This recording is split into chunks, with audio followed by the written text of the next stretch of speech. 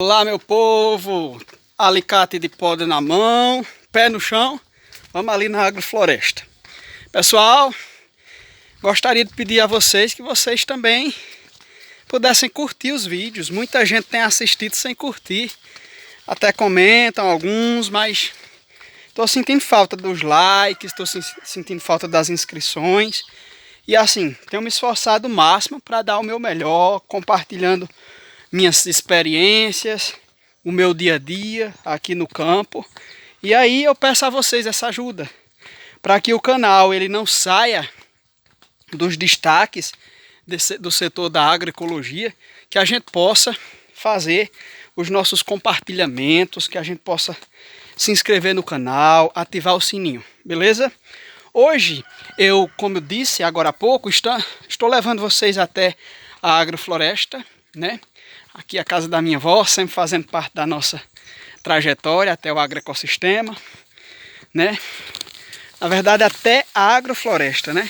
A casa já está inclusa no agroecossistema. Se vocês quiserem entender a diferença entre a agrofloresta e agroecossistema, pesquisem aqui no canal que tem um vídeo explicando lá claramente, simplesmente, para que todos possam entender, beleza?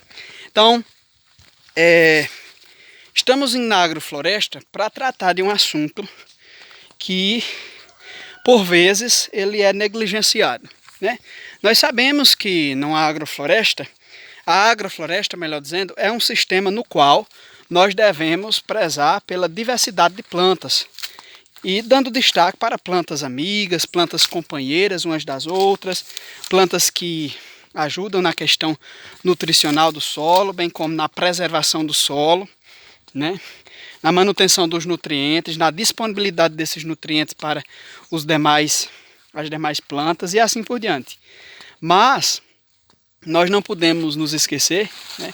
Até por isso, eu não saio para a agrofloresta sem um facão ou sem um alicate de poda ou sem um canivete.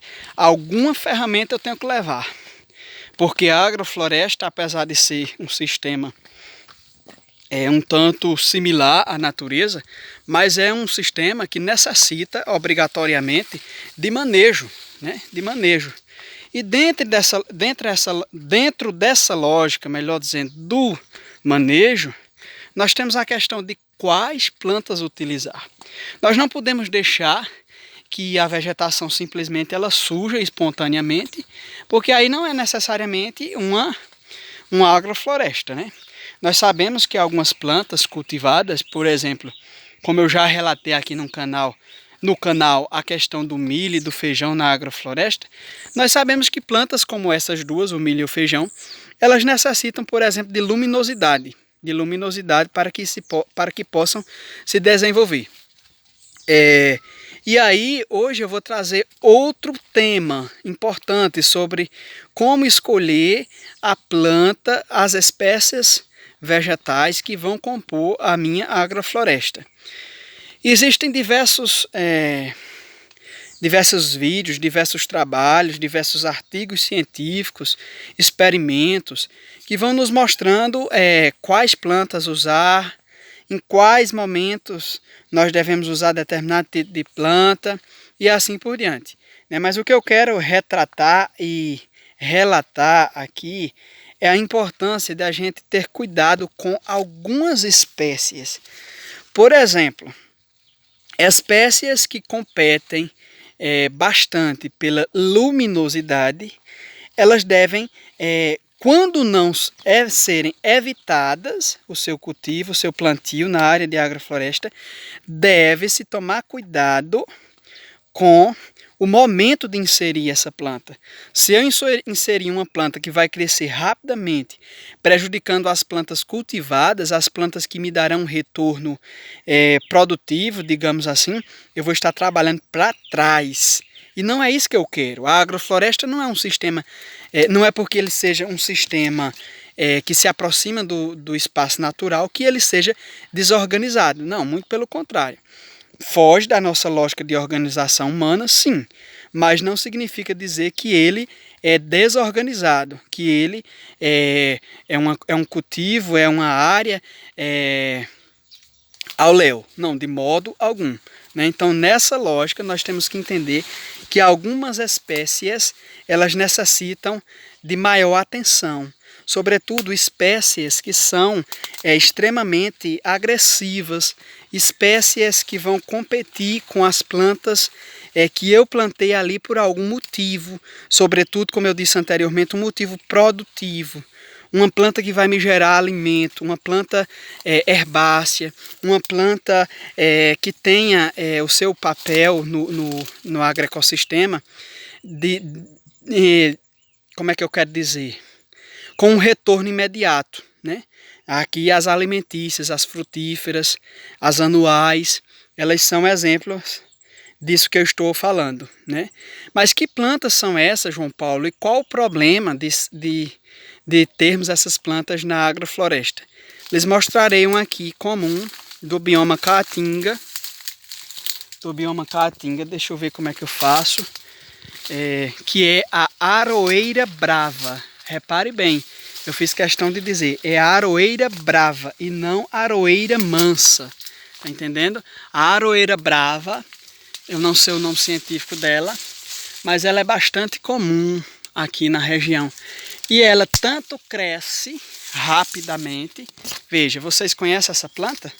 Não sei como é que eu faço. Acho que já dá assim um contraste comigo, né?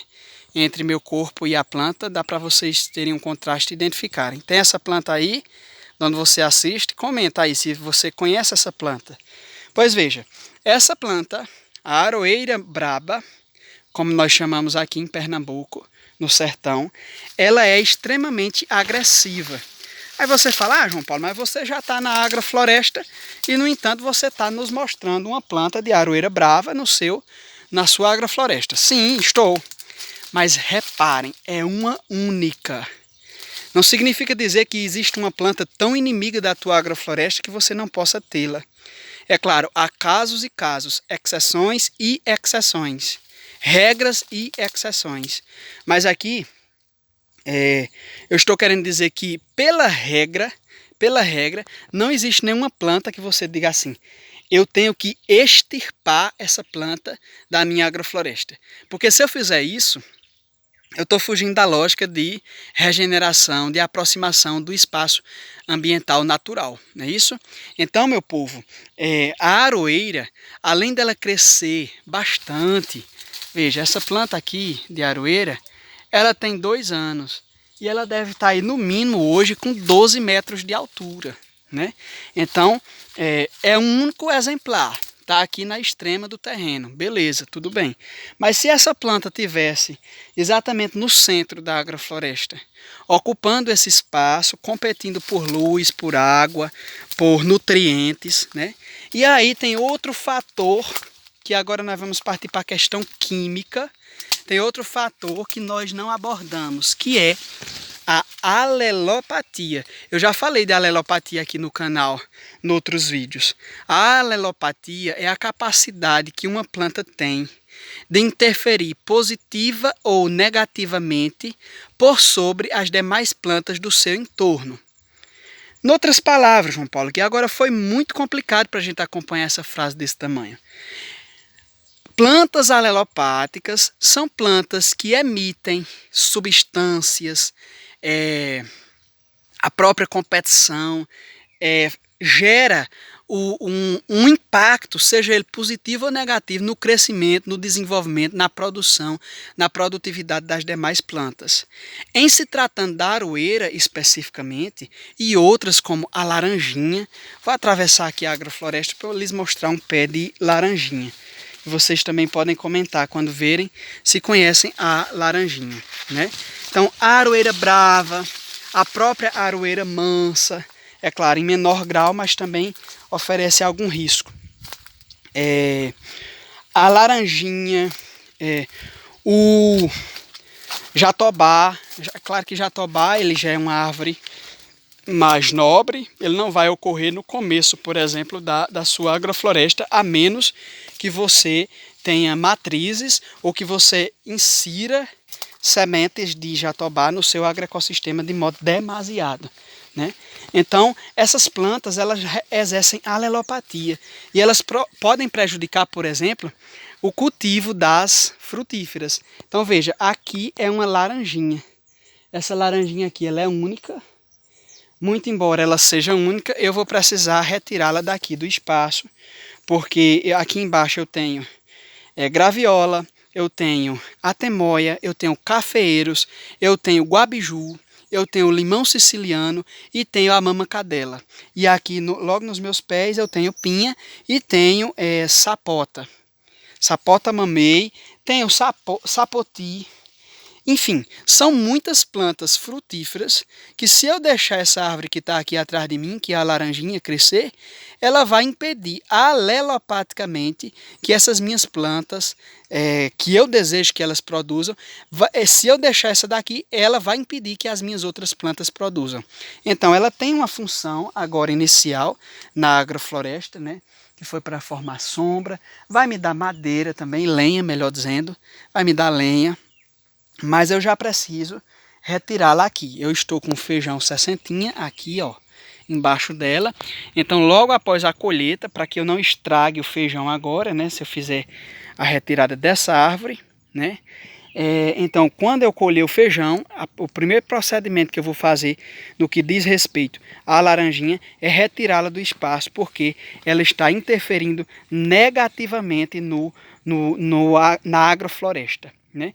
Aqui eu tenho, veja só, o toco da aroeira mansa. A aroeira mansa logo aqui, ó, competindo com o meu pé de guabiju. Não pode. Aí vai aparecer um ou outro que vai dizer, mas a experiência, o artigo científico tal diz assim, a universidade. Não estou aqui menosprezando a academia, de modo algum. Foi de lá que eu saí. Mas eu estou falando que na prática, algumas plantas elas precisam, quando não serem retiradas por completo, mas elas precisam ser controladas. É uma alternativa. Se eu não quiser tirar a laranjinha, veja que planta bonita. É até bonita, né? Se eu não quiser tirar, vocês podem até votar. Digam aí se eu tiro ou se eu faço o que eu vou dizer agora. Que é a poda. Poda, de modo que ela não vai... ela já está liberando substâncias alelopáticas, mas se eu realizar uma poda, ela vai disponibilizar, ela vai liberar substâncias alelopáticas em menor quantidade e, consequentemente, eu vou continuar mantendo a harmonia entre as plantas aqui. Então é isso. Quando você não puder podar, você deve tirar plantas alelopáticas no que diz respeito à alelopatia negativa. Como eu disse anteriormente, a alelopatia ela é uma interferência que tanto pode ser positiva quanto pode ser negativa. Por exemplo, aqui eu tenho esse toco, que eu até podei agora, é o da erva balieira, ou balieira, ou então aqui no brejo a gente chama de moleque duro. Ela exerce a alelopatia positiva. Além da parte mecânica, vamos dizer assim, de captar nutrientes e disponibilizar no espaço, ela libera substâncias que equilibram a capacidade, a CTC do solo.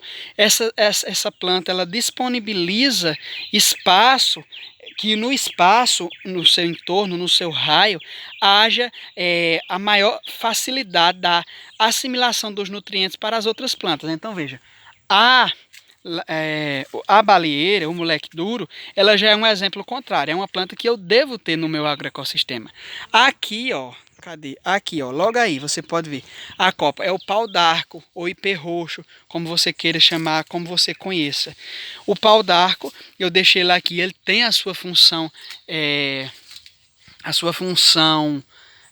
paisagística e vai dar todo um charme aqui no agroecossistema, até porque essa planta aqui não fui eu que plantei, ela é espontânea, ela é nativa, então eu devo preservá-la, né? Mas eu tenho que ter cuidado, e já o fiz e estou fazendo, da poda. Eu não posso deixar essa planta se tornar frondosa, como ela seria, por exemplo, numa mata virgem, numa mata nativa, porque isso faz com que eu esteja inserindo um competidor mais forte para com minhas plantas. E aí, nesse caso, pessoal, eu estou sendo desleal com a agrofloresta.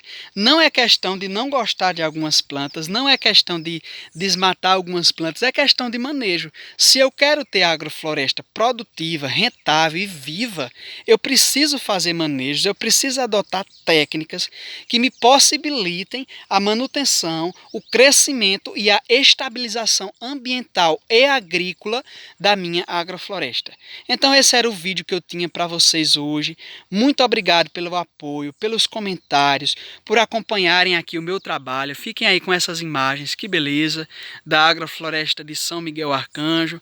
Aqui atrás de mim a área 3 e aqui no outro ângulo a área 4, uma área que está nascendo esse ano. Então, meu povo, parabéns por estarem dizendo sim ao nosso projeto de agrofloresta, dizendo sim ao nosso projeto de agricultura saudável. Mais uma vez eu lhes peço, quem não se inscreveu ainda, por favor se inscreva no meu canal, curta o vídeo, compartilhe o vídeo nos seus grupos, nas suas redes sociais. Muito obrigado, um grande abraço do JP Agro e Cultura.